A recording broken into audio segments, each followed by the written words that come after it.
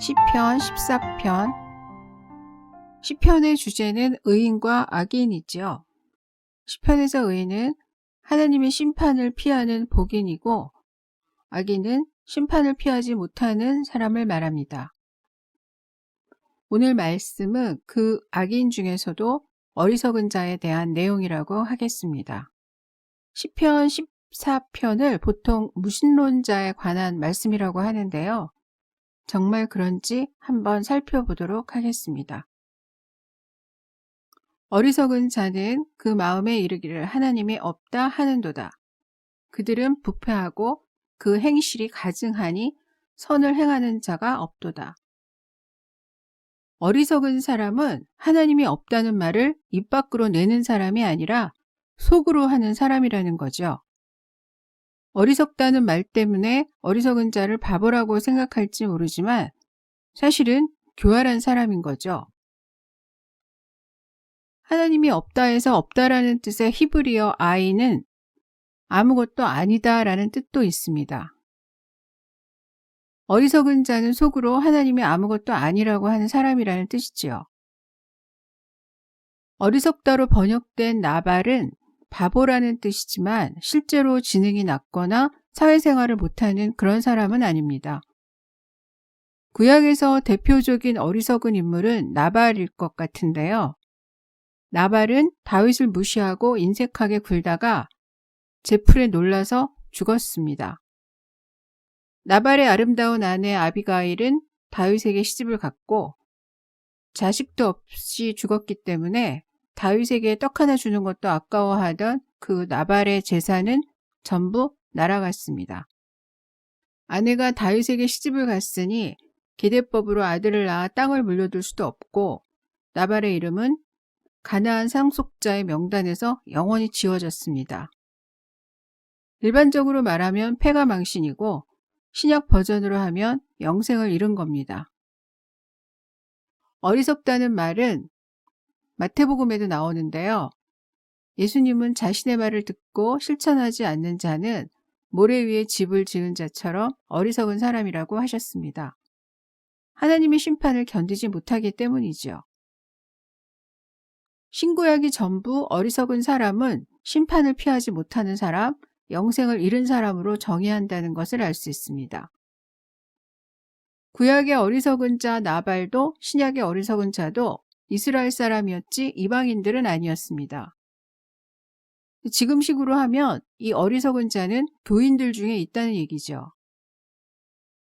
그럼 어떤 사람이 어리석은 사람이냐? 부패하고 행실이 가증하고 선을 행하지 않고 치우쳐 함께 더러운 자가 되고 떡 먹듯이 하나님의 백성을 먹으면서 여호와를 부르지 않는 사람입니다. 여호와를 부르지 않는다는 것은 여호와를 믿지 않는다는 뜻입니다. 부패하다 샤하트는 홍수 심판 직전의 사람들에게 처음으로 사용이 됐고 황금 송아지 신을 만들었던 자들에게도 사용이 됐던 단어이죠.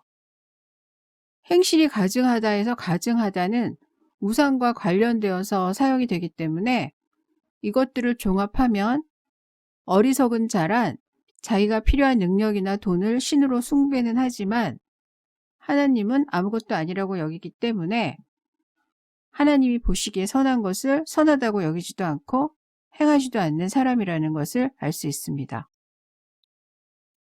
시편에서 지금까지 의인과 악인의 경계는 선명했습니다. 하지만 하나님이 아무것도 아니라는 마음을 갖고 있지만 입 밖으로는 말하지 않기 때문에 악인인지 의인인지 분간하기 힘든 중간자가 등장을 한 겁니다. 그래서 다윗은 이들을 어리석은 사람으로 부른 거죠. 여호와께서 하늘에서 인생을 굽어 살피사 지각에 있어 하나님을 찾는 자가 있는가 보려 하신즉 다 치우쳐 함께 더러운 자가 되고 선을 행하는 자가 없으니 하나도 없도다.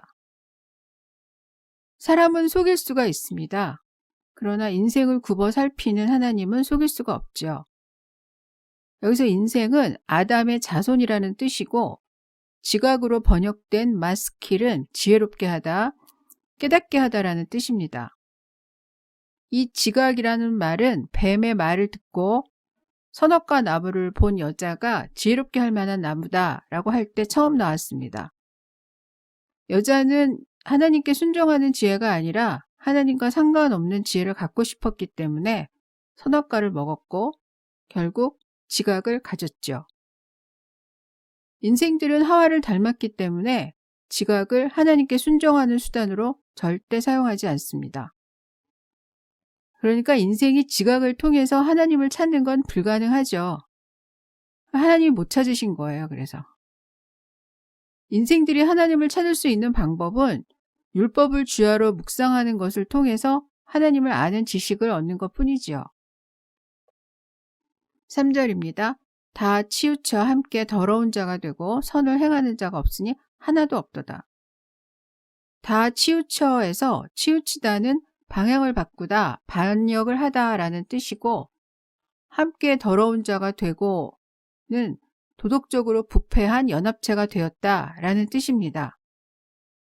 지각으로 하나님을 찾는 건 바라지도 않는데 이것들이 방향을 바꿔서 반역을 하고 도덕적으로 썩은 연합체가 되었다는 거죠. 방향을 바꿨다, 반역을 했다라는 단어 역시 이들이 아담처럼 중간에 타락한 자들이라는 것을 알려줍니다. 우리를 시험에 들게 하는 건 자기가 무신론자라고 떠드는 사람들이 아니라 교회 다닌다고 하면서 불신자들보다 더 심하게 도덕적으로 썩은 연합체들이죠. 사기치고 거짓말하고 탈세하고 다른 사람한테 누명 씌워서 감옥 보내고 권력과 야합하는 교인들 때문에 사람들이 교회라면 치를 떠는 거지 무신론자들 때문이 아니죠. 이런 현실을 외면하고 어리석은 자를 자꾸 교회 밖에 니체에다가 갖다 붙이는 거는 눈 가리고 아웅이죠. 4절입니다. 죄악을 행하는 자는 다 무지하냐. 그들이 떡 먹듯이 내 백성을 먹으면서 여호와를 부르지 아니하는도다. 죄악을 행하는 자를 원문으로 보면 고통이나 악함을 만드는 자들이란 뜻입니다. 죄악을 행하는 자는 다 무지하냐? 이 말은 고통이나 악함을 만드는 자들이 정말 아는 게 하나도 없어서 그러는 거겠냐? 다 알면서도 이러는 거지. 이런 뜻입니다. 이런 자들이 떡 먹듯이 내 백성을 먹는다는 것은 여호와 신앙을 버리게 만든다는 것이죠. 지금까지 악인은 율법을 묵상하지 않아서 하나님을 모르는 자들이라고 생각해 왔지만 오늘 말씀을 보면 그들은 무지하지 않습니다.